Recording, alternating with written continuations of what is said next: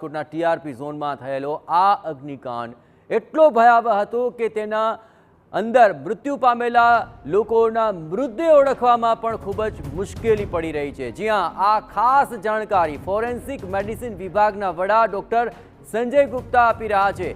તેમણે જણાવ્યું કે અગ્નિકાંડમાં મૃત્યુ પામેલા લોકોની ઓળખ કરવા માટે ડીએનએની મદદ લેવી પડી રહી છે। આપને એ પણ જણાવીએ કે રાજકોટ એમ્સમાં 16 જેટલા મૃતદેહ કોલ્ડ સ્ટોરેજમાં રાખવામાં આવ્યા છે અને તેમના ડીએનએ સેમ્પલની પ્રક્રિયા પૂર્ણ કરી લેવાય છે અને આ ડીએનએ સેમ્પલને તપાસ માટે એર એમ્બ્યુલન્સ દ્વારા ગાંધીનગરની લેબમાં મોકલવામાં આવ્યા છે અને વહેલી તકે પરિણામ મળે તે રીતે તંત્ર સતત પ્રયાસરત છે।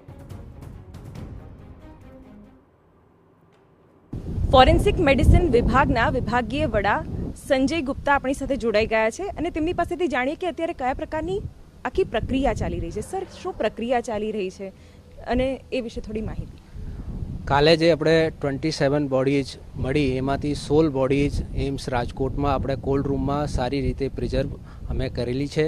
ઓલરેડી બધા બોડીનો ડીએનએ સેમ્પલ માટે આપણે સેમ્પલ લઈને ડીએફએસ ગાંધીનગર મોકલવામાં આવેલ છે। ઓકે સર, ડીએનએ સેમ્પલ્સ આવતા કેટલી વાર લાગશે એનો રિપોર્ટ આવતા? ડીએનએની પ્રક્રિયા જે છે એ ડીએફએસ ગાંધીનગર જે આપણે બહુ સરસ સેન્ટર છે ત્યાંથી ઝડપી કરીને અને એનો રિપોર્ટ જ્યારે મળી જશે તરત જ આપણે એનો લીગલ અને એડમિનિસ્ટ્રેટિવ પ્રોસિજર માધ્યમથી બોડીઝ રિલેટિવને હેન્ડઓવર કરવાની પ્રક્રિયા આગળ વધશે। ઓકે સર, સ્વજનોને કેવી રીતે ઇન્ફોર્મ કરવામાં આવશે? કારણ કે અત્યારે લોકો એ જ રાહ જોઈ રહ્યા છે કે ક્યારે એમના જે સગા છે એમના ડીએનએ રિપોર્ટ્સ આવે।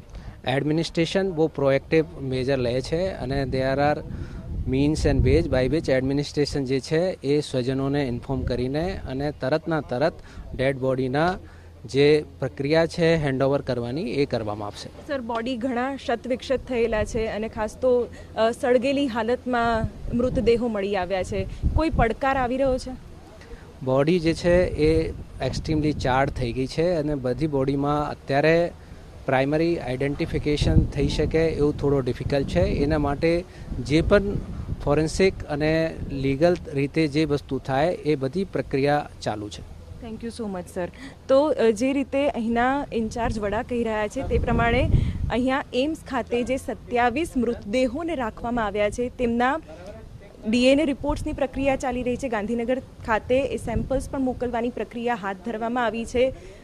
મૃતદેહો એ અવસ્થામાં છે કે તેમને ઓળખવા પણ અઘરા છે અને આખી એક વૈજ્ઞાનિક પદ્ધતિથી તેને ઓળખવાની, ડીએનએ સેમ્પલ્સ લેવાની અને સ્વજનોને જાણ કરવાની પ્રક્રિયા પણ હાથ ધરવામાં આવી છે એમ્સ રાજકોટ ખાતે। કેમેરામેન ઇમરાન શેખ સાથે શિવાની પુરોહિત, TV9 રાજકોટ।